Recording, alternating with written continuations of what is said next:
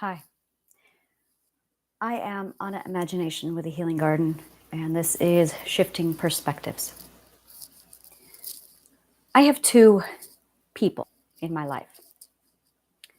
I have the love of my life, and I have my clients.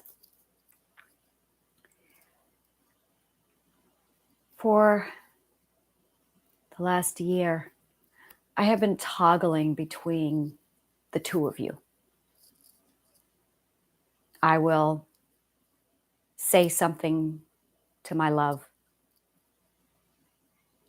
and sometimes he responds to it, and sometimes he doesn't. If he responds to it, I take that same thing to my followers and I say it to them. I'll say something to my followers, and sometimes they respond to it, sometimes they don't. And when they respond to it, I take it back to him. So I have this back and forth between the two of you where I'm trying to find the right words to say to you both, because whatever is going to work on the both of you is the right words to say. I believe that words and communication are pathways. I really do. This is my core belief that communication and words are the pathway to wherever it is we want to go. Because communication is understanding and comprehension. And if I could just find the right combination of words, it's no different than if you see something that just absolutely impacts you, that resonates with you. And I've kept you separate. Him over in this corner, my followers over there. And this is the first time I am addressing both of you at the same time. When we talk about healing, we talk about, we think it's simple, we think it's small. We don't really understand what it is we're getting into. We have no idea. And it wasn't until it is one of those things that once you're done healing and you're out of it, that you look back and you go, oh, wow, did we get a lot wrong? And the thing is, I'm out. I made it through. There is an end. And I have the beauty of hindsight where I can now look over my shoulder, see where I started, and I can see all the stages in between, and I can see where I am now. And I'm just going, oh my God, have we got so much wrong? We do not know what healing is. We do not know what healing entails. We are clueless. It's not until you're all the way out that you look back and go, oh my God, we are absolutely oblivious to what it is we're actually doing here. So I wrote it all down. I documented all of it. And then I grabbed all of my knowledge that I'd accumulated and I pieced it together properly. And now I've got this big picture and all this information. And I go back and I talk to my love and I talk to my people. And I hear all these ideas of what people think healing is, all the things they're doing. And it's all reflected off of the bullshit we've been told. And then I see people who've been healing for 20 years. I see people who are wandering around drifting, having no idea what they're doing. I see people with overwhelm because they're doing all the things. I see professionals who are arguing over what should be done, what shouldn't be done. Their way's better than this way. And not one of them has the big picture.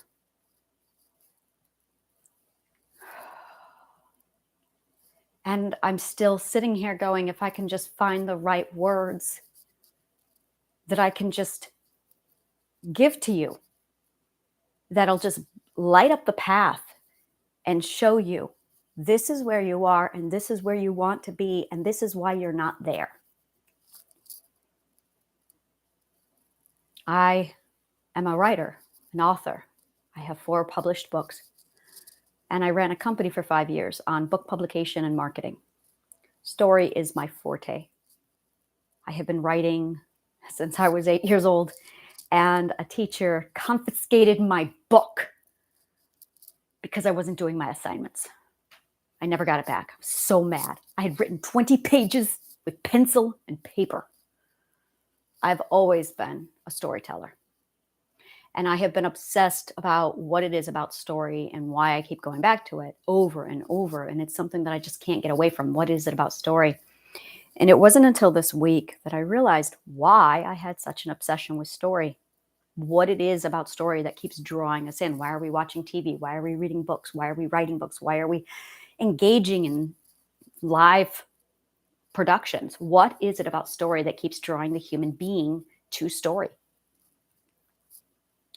And I remember a TED Talk I once watched from one of the producers of Pixar. It sits hardcore in my head because it impacted me so strongly. He was talking about Finding Nemo. And the producer started right off with this story. And he did. He told this story about a Scotsman. And I will not retell his story. Look up the TED Talk. But he explains after about story and what it is. And this is a common formula when you write books. This is we all know this. This is like writing 101. A story is goal, obstacle, conflict. That's it. Goal, obstacle, conflict. You have a goal, you have a character with a goal, and you have a character with a conflict. And the whole story is how they overcome this conflict. That's the story. No. That is our life. That is healing. Healing is about you having a goal, and it's about you having a conflict. And it's how you're going to overcome that conflict, that obstacle, to get where it is you want to go. That is your story. That is healing. It is the story about how you overcome your obstacles. The problem is we don't know where we want to go. So we have an undefined goal. Now, as a story writer, as a storyteller, that's a big deal. That's like 101. Okay, I want to write a story. I've got a character. They're going to be in Norway in the 10th century. Where do they want to go? What's their dream? And the character just sits. The next thing is define the obstacle, define the conflict. What's the thing that's preventing them, that's keeping them from their goal? Now, this is where it gets fun. I talk to people and they all tell me their problems. They tell me that they don't have enough money to pursue where they want to go. They tell me that they don't have the motivation. They tell me that they have mental illness. They tell me that they are distracted. They tell me that they've been abused. They tell me that they're traumatized. They tell me all of these things, but they don't have the big picture. They don't understand all the working mechanisms because we're not taught all the working mechanisms. So they think their problem is X or Y or Z, and they just try to address X or Y or Z. But they're not plugging in the psychology because they don't have that information. So they don't know what their real problem is. Now, what they all actually have in common, every single person I have spoken to has the same problem. One common denominator. Oh, I love common denominators because when everyone has the same common denominator, X marks the spot. The common denominator is self-sabotage. Now, when I saw that it was self-sabotage, I went, oh, holy shit, I know what that is. That's the subconscious mind. So it isn't money. That's a consequence. And that's something that we all do. We all confuse consequence with catalyst. That's a big deal. The catalyst is the thing that causes the symptom. The symptom is going to be there no matter what because it's a side effect. It's like you've knocked over all these dominoes and everyone's focused on all the fallen dominoes, but no one is looking at the domino that falls over. And the domino that falls over, that very first one, that's the catalyst. All the fallen dominoes are the symptoms. So therapists are running around trying to patch up and secure and resolve all the fallen dominoes. People are pointing at each individual domino going, this is my problem, and this is my problem, and this is my problem. And I'm looking at everybody going, what are you doing? Those are just symptoms. Those are there because of a single catalyst. The catalyst is your subconscious mind. The catalyst is your subconscious mind's agenda, which no one knows about. No one knows about it. We talk about the pursuit of happiness. We talk about how, and that's all everyone talks about. There's movies made about this, the pursuit of happiness. Like, that's all we focus on. We want to be happy. We want to get happy. But most of us can't even define happy, but we're looking for happy. We don't even know what happy is. That was the other thing that really interested me. Define happy. What exactly is it?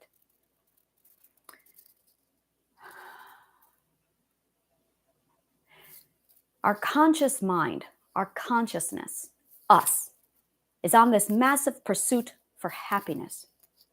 But our identity, who we are inside, has a different agenda. The identity is pursuing definition. Our identity needs to know who they are. And they do this by accumulating what they love.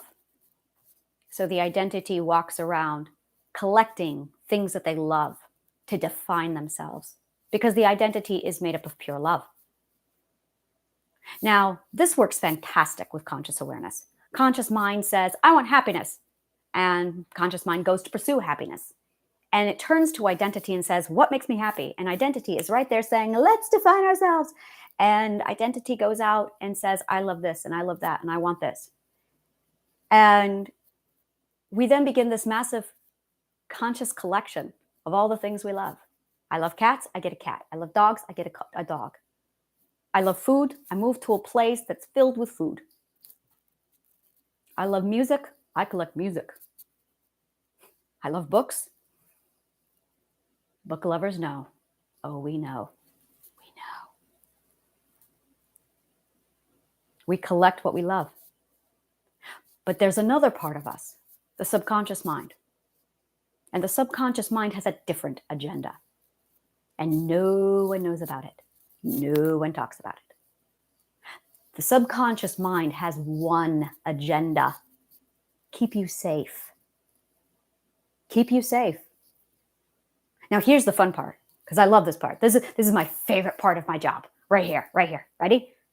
According to NIM and the CDC, the subconscious mind dictates 95% of your choices, which means identity and conscious awareness, they get 5%. So their little 5% pursues what they love and happiness, but 95% gets to keep you safe. That's your problem. That is your problem. That is why you go nowhere. That is why you do nothing. That is why you can't seem to just get out of your own way, because your subconscious mind has this massive agenda programming on top of you, dictating 95% of your choices subconsciously. So you're not even consciously aware of your subconsciousness. And it wasn't until I got all the way through my healing that I went, oh, son of a bitch. But no one's talking about it. No one's telling us about this. You go to therapy and it's not discussed. Really, really grates on me, because of all the people in the world who's responsible for giving you this information, they're not. Really grates on me. So I created the healing garden, literally just to communicate this to you. By the way, you're not going to pursue your happiness if the person who makes all the choices, your subconscious mind, doesn't feel you're safe. So your first agenda needs to be feeling safe. Now, safety is 100% wrapped around fear. And this is the other thing that no one talks about. There's a lot of arguing about it, but the people who are doing the arguing are clueless because they're not educated. There are two emotions that everything is based on. Two. You get two emotions. Everything else is a subcategory off of those two emotions. Those emotions are fear. No, I want to do it the other way. Are fear and love. They cannot exist at the same time. They are polar opposites. Now, your identity is love. They're running around collecting all the things you love. But fear comes from the subconscious mind. Fear comes from the fear system inside the subconscious mind. The identity has something else called the defense system. And the defense system is completely wrapped up in the communication system of you setting your boundaries and enforcing them. That is what defense is, communication. And it is partnered very tightly with love. And it is directly channeled into love. So when you speak, every time you open your mouth, you are siphoning right out of your identity and what you love. But if your subconscious mind is afraid, it's going to lie, redirect, say falsehoods. It's going to cut it off. And it's going to dump out that fear system because the defense system is down. You can't have both, but you need something. So you have to choose. Do you want your defense system up or your fear system up? You got to choose one or the other. And I'm going to tell you right now, the fear system, that's where mental illness comes from. All mental illness is wrapped up in that ball of fear system. And the fear system is absolutely dictated by the subconscious mind's agenda to keep you safe. But we're not taught how to manage fear. We're taught instead to shut down and avoid emotions. That's not managing fear, that's avoiding them. So now the subconscious mind gets away from us even more and goes off on its own thing, doing its own thing, with the conscious mind just going, I just want to be happy. And identity going, I can't define myself. But identity has another problem. With the subconscious mind in control and that fear system on and the defense system down, it attacks the identity. The fear system literally turns on the identity, on love itself, and destroys it and shuts it down. Literally. That's what multiple personality is. It is the fear system ripping apart pieces of your identity and throwing it away. You have a problem with memory? That's because the fear system has ripped out parts of your identity. Your memory is your identity. And your subconscious mind goes right in and just rips it apart, just rips off pieces of it and throws it away. So your identity, there's nothing left. That's why so many people walk around going, I don't know what I want to do. I don't know who I am. I don't know what I love.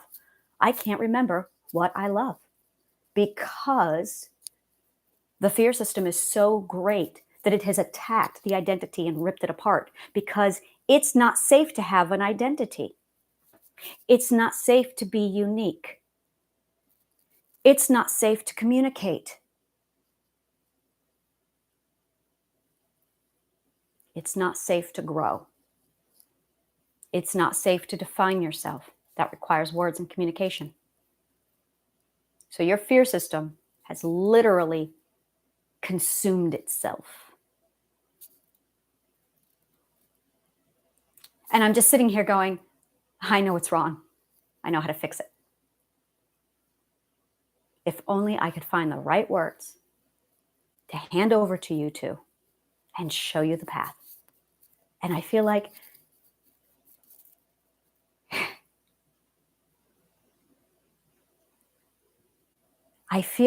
this is my one bane, my one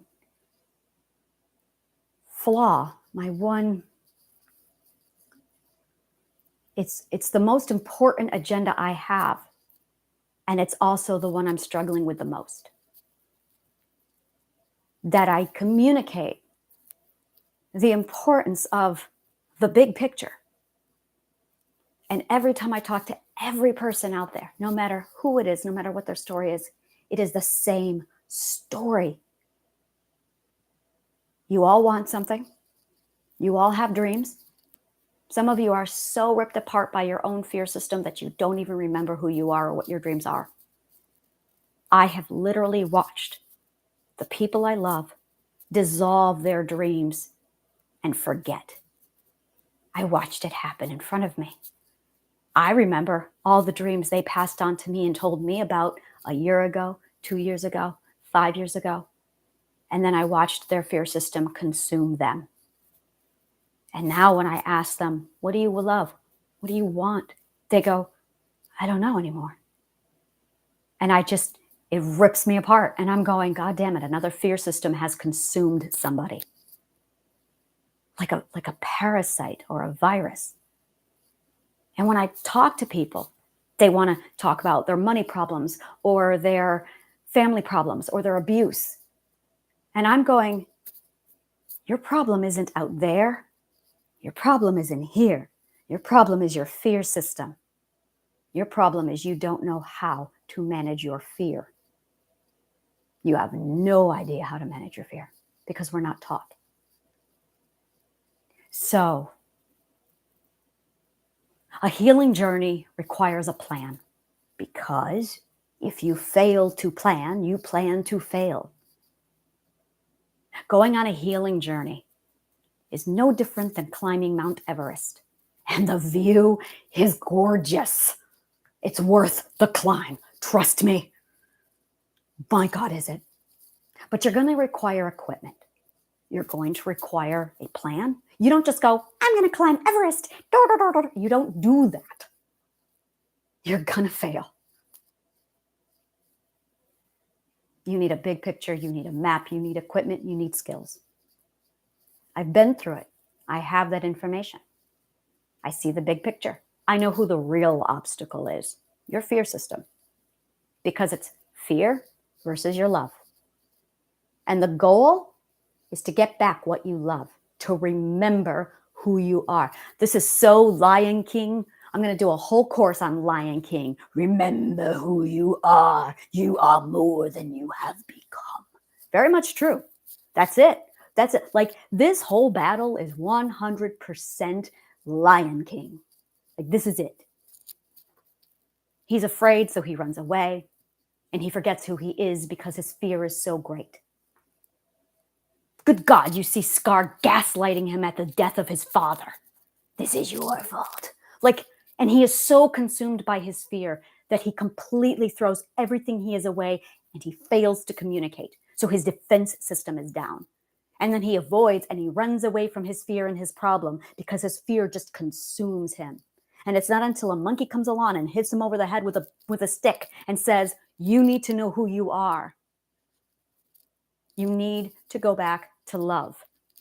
Like this whole thing is Lion King. We are all living the Lion King. There is a circle of life. There is a balance. And there is an understanding that you can't have love and fear at the same time. And you have to pick one.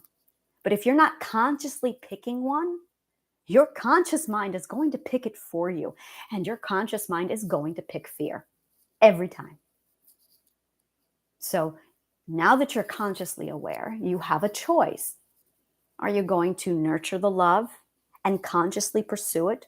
Or are you going to continue to allow your subconscious mind to completely consume you from the inside out with fear? Because those are your options. Do nothing and fear takes over. Do nothing and you literally invite fear because you don't have the tools to navigate fear because we're not taught them. You need to take a class. You need to educate yourself. You need to take action because this is you now versus your fear. This is your dreams versus your fear.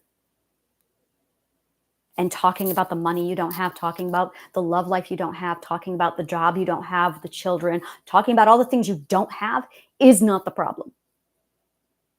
The enemy is your own perspective. The enemy is your own fear system. It starts with communication, conscious awareness, and love. That is absolutely the beginning. So I have a ton of classes, workshops. They're free. Go register. They're on my website. They're on my Facebook page. Take my quiz, find your coordinates. I have a massive thing on figuring out what your perspective is, where your identity is, ethically where you want to go, what you want, and where your subconscious mind is. Once you understand where your subconscious mind is, then you can understand, oh, I ethically want to be at a level 8 or a level 6, but my subconscious mind is thinking I have to be at a level 2. So my subconscious mind sabotages all of my efforts to get past stage 2. That's it. So take my combination theory quiz. You'll figure out what your combination is, and that will tell you what your ethical perspective is and what your subconscious perspective is. And then you can figure out your environmental perspective. Once you realize that you're out of alignment, once you realize that your subconscious mind has a completely different agenda, which is it wants to go this direction, while you're trying to go this direction, so the subconscious mind keeps derailing you, you now have defined your location, your goal, and you have defined your obstacle. Now, take my classes, get on a discovery call with me, and we can start coming up with a full plan to show you, okay, these are the tools you're going to need to climb Everest. This is going to be the map and the route you take. These are all the checkpoints and the milestones you're going to have to hit to get from point A to point B. And it can be done in 12 weeks, 16, depending upon which course you want to take. And yeah, it's that simple. Once you know what you're dealing with, it's very simple. It's quite doable. You just need to know how to manage fear. It requires a disciplined subconscious mind. And you are not going to get that anywhere else because no one else is doing this. Maybe this time, maybe I have found the right words. I hope. And if they don't work, I will keep trying new words. Communication is the path. My good God, words matter. Thank you so much for joining me. Take a look at my website, www.anashealinggarden.org. Take the quiz. Start there. And then grab a list of all of my events. It's all on my website. Thank you so much for joining me. And may the kindest of words always find you.